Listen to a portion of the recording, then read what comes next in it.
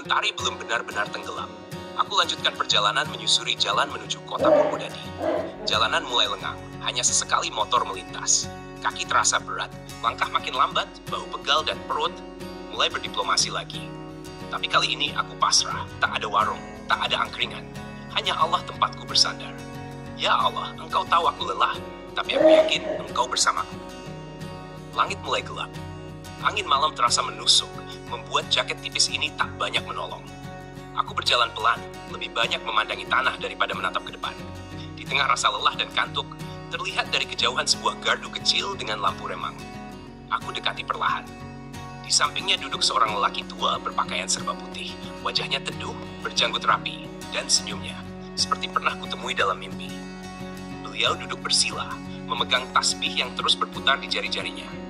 Ketika aku hampir lewat di depannya, ia menoleh dan berkata, "Capek, nak?" Aku hanya mengangguk sambil duduk di pelataran gardu, tak jauh darinya. Nafasku masih tersengal. Sudah dekat Purwodadi, tinggal beberapa kilometer lagi. Lanjutnya dengan suara pelan, dalam. Aku heran, belum sempat bercerita, tapi beliau seperti tahu kemana tujuanku. "Kamu berjalan mencari apa?" tanyanya tiba-tiba. Aku menatapnya. "Jujur Pak, saya juga tidak tahu. Mungkin mencari diri saya sendiri, mencari Allah, atau sekadar berjalan karena tidak tahu lagi harus diam di mana." Beliau tersenyum dan menatap langit. "Langit itu luas, tapi hatimu lebih luas lagi kalau engkau bersihkan. Kaki boleh lelah, tapi jangan biarkan hatimu lelah. Percaya bahwa Allah sedang mendidikmu lewat perjalanan ini. Jangan buru-buru sampai. Terkadang Allah meletakkan harta paling berharga justru di tengah-tengah langkah, bukan di ujung." Aku terdiam. Kata-katanya menusuk lembut ke hati, seperti embun turun ke tanah kering. Kalau kamu hanya berjalan untuk sampai, kamu akan kehilangan keindahan di sepanjang perjalanan. Tapi kalau kamu berjalan karena Allah, maka setiap langkah adalah ibadah, setiap lelah jadi berkah, dan setiap pertemuan akan menyimpan rahasia. Aku tertunduk, ingin menangis. Lelah ini ternyata bukan musuh, tapi jembatan. Sakit ini bukan siksaan, tapi pengingat. Aku merasa seperti baru saja diisi ulang batin dan jiwaku. Beliau bangkit berdiri. "Purwodadi tinggal sebentar lagi, tapi temukan lebih dulu kedamaian di hatimu, agar Purwodadi tidak hanya jadi nama kota, tapi juga tempat engkau pulang dalam tenang." Aku ingin bertanya siapa beliau, tapi saat ku toleh, beliau sudah tidak ada. Hilang, seolah ditelan malam. Tak ada suara langkah, tak ada bayangan pergi. Hanya gemerisik daun dan angin yang menyisa. Malam itu aku tidur di gardu itu, berselimut doa dan rasa syukur. Entah siapa beliau, mungkin hanya seorang hamba biasa, atau mungkin utusan Allah yang dihadirkan untuk menyiram hatiku yang mulai kering. Dan esoknya, aku berjalan lagi, tapi kali ini bukan karena aku tersesat. Aku berjalan karena aku percaya Allah sedang menuntunku pulang.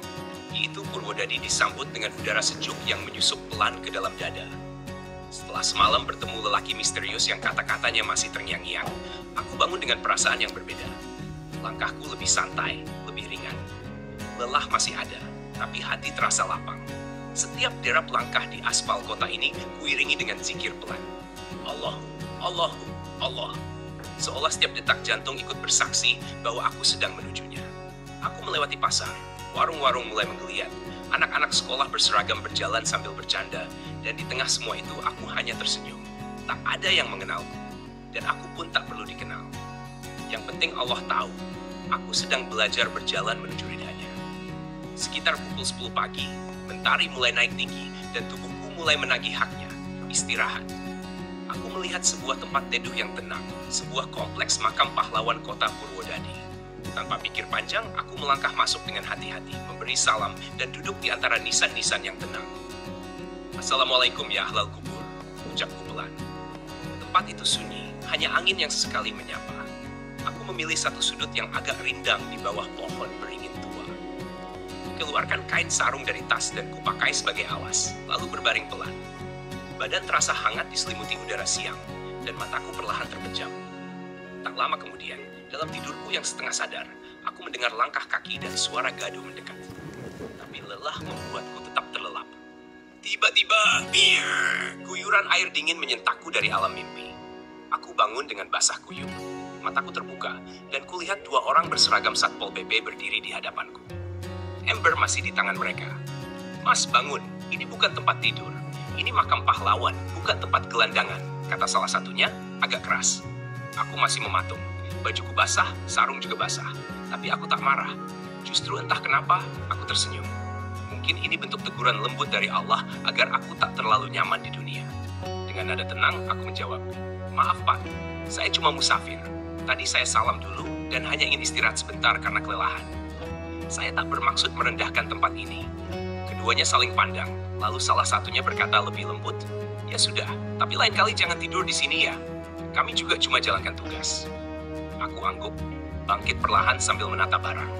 Basah semua, tapi hatiku tetap ringan. Setelah mereka pergi, aku justru duduk kembali sejenak sambil menatap langit.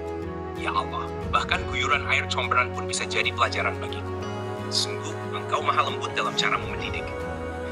Dan sambil berjalan meninggalkan makam itu, aku teringat satu hal penting. Kadang dalam hidup, kita tidur di tempat yang salah, agar kita belajar bangun di tempat yang benar. Setelah disiram guyuran air comberan ala Satpol PP di Taman Makam Pahlawan, aku berjalan kembali dengan baju masih lembab dan celana sarung basah kuyup. Tapi entah kenapa, di dalam hati malah muncul rasa syukur yang aneh. Mungkin ini caramu ya Allah, agar aku tak terlalu nyaman pada dunia yang fana. Matahari mulai condong ke barat.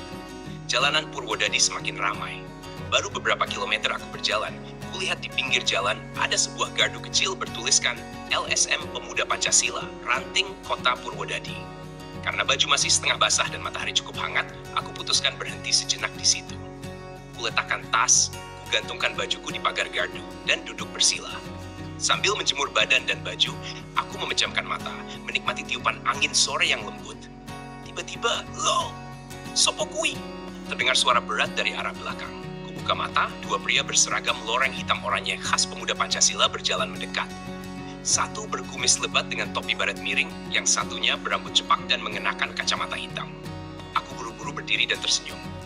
"Assalamualaikum mas, numpang duduk bentar, istirahat. Lagi perjalanan." Mereka saling pandang sebentar, lalu yang berkumis tertawa kecil. "Waalaikumsalam, kirain siapa? Wong lelungannya, nek istirahat yo monggo wae. Asal ojong ganggu, wis resik," katanya ramah. Obrolan pun mengalir santai.